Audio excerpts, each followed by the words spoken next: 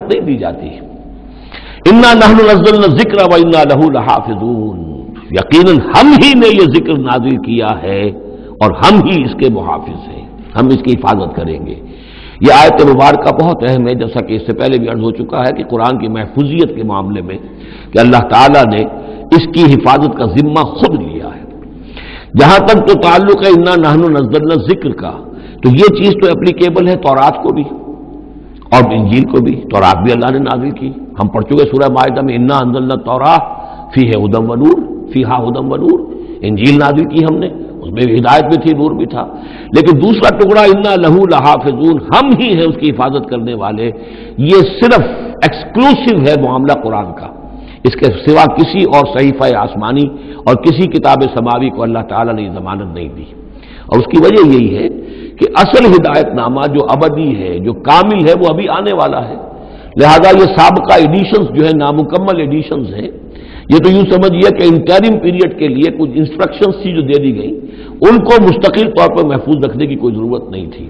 یہ ختم نبوت پر ایک بہت بڑی دلیل ہے کہ کسی بھی قادیانی سے اگر بات کی جائے تو اگر اس سے یہ کہا جائے کہ آیا تمہارے نزدیک قرآن میں ہدایت کامل ہوئی یا نہیں، تو جواب دے گا ہدایت تو کامل ہو گئی. نمبر 2، کیا تمہارے نزدیک قرآن محفوظ ہے یا نہیں؟ اگر وہ محفوظ بھی ہے تو پھر کسی اور وحی کی ضرورت کیا ہے؟ اللہ تعالیٰ کوئی کام عبث تو نہیں کرتا، ضرورت کے بغیر نہیں کرتا، کسی مقصد کے بغیر نہیں کرتا. یا تو یہ کہیں کہ ابھی ہدایت کامل نہیں ہوئی تھی، وہی جاری رہنی چاہیے، اس کا جواز ہو جائے گا.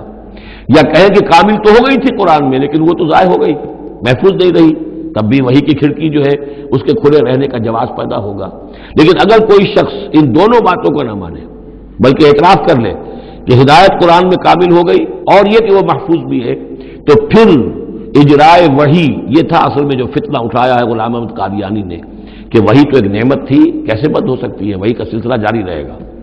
لیکن اس کو لے کر اس نے جو ہے پھر آگے اپنی نبوت کا دعویٰ کیا. لیکن اجرائے وحی کے لیے ضرورت عقلی جو ہے وہ دو شکلوں کے سوا ثابت نہیں ہو سکتی.